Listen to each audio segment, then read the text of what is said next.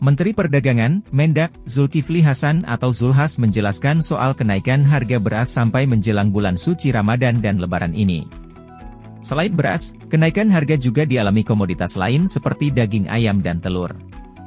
Khusus soal beras, ia mengatakan bahwa kenaikan harga terjadi pada jenis medium di atas Rp14.000 per kilogram dan premium di atas Rp16.000 per kilogram, disebabkan ada fenomena El Nino dan musim kemarau yang panjang, sehingga membuat musim tanam dan panen raya bergeser.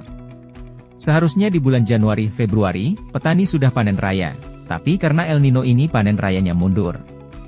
Kemungkinan bisa April dan Mei, kata Zulhas.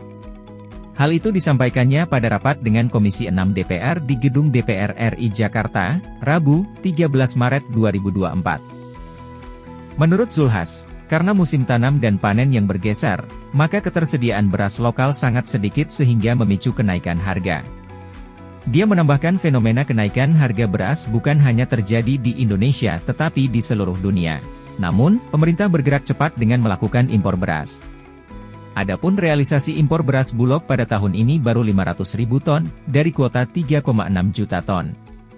Beras-beras impor ini untuk menambah kekuatan cadangan beras pemerintah, CBP, yang akan disalurkan ke pasaran.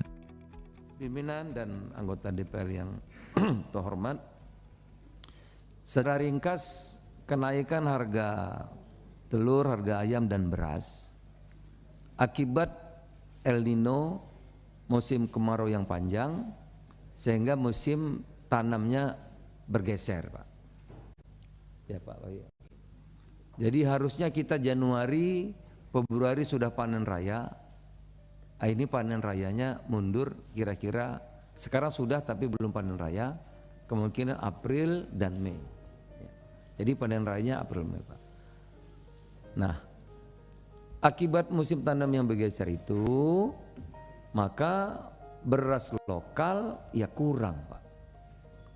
Enggak nanam, Pak, karena musim panas. Kalau tanam sedikit, yang punya bendungan saja, irigasi yang kuat saja. Jadi musimnya tanamnya bergeser, panennya bergeser. Tidak hanya kita, ini seluruh dunia. Itu.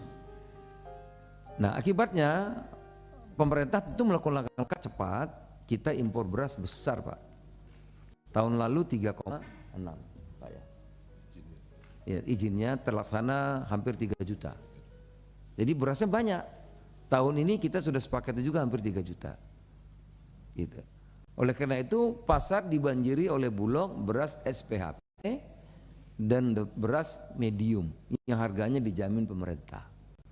SPHP itu harganya 11.000 lebih kurang ya, Pak. Kurang sedikit per kilo. Ada terus, Pak. Beras medium harganya 14.000. Jagung karena produksinya mundur, tanamnya mundur, panennya mundur, kemarin sampai 8.000 Pak harganya. Gitu. Beras Bulog enak, berasnya bagus. Oh beda Pak, rasanya lain. Kami tetap rojo lele atau begitu. Nah, yang dibeli beras lokal, berasnya belum panen, ya harganya tambah naik, Pak. Belum panen. Panennya nanti, panen rayanya April Mei gitu. Nah sekarang sudah mulai panen, sudah mulai agak turun sedikit. April akan lebih banyak panennya, Mei panen raya. Jagung Pak 8.000, sekarang sudah kemarin saya ke petani jagung, saya ke pabrik Carun Pokpan itu, jagung sekarang sudah 5.200 di pabrik pakan ternak.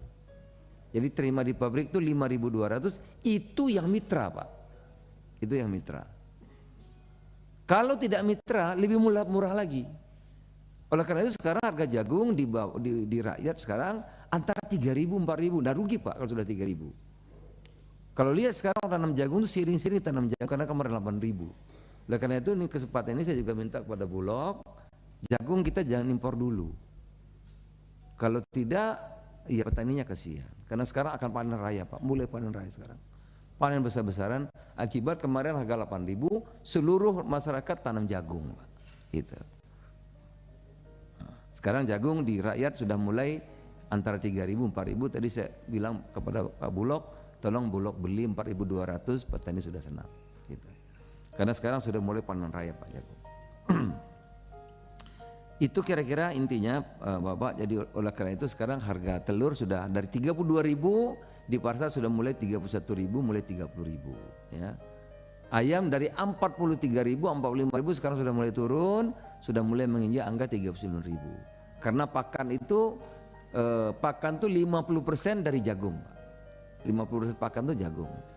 Jadi kalau jagung makannya naik, tentu harga telur dan harga ayam naik.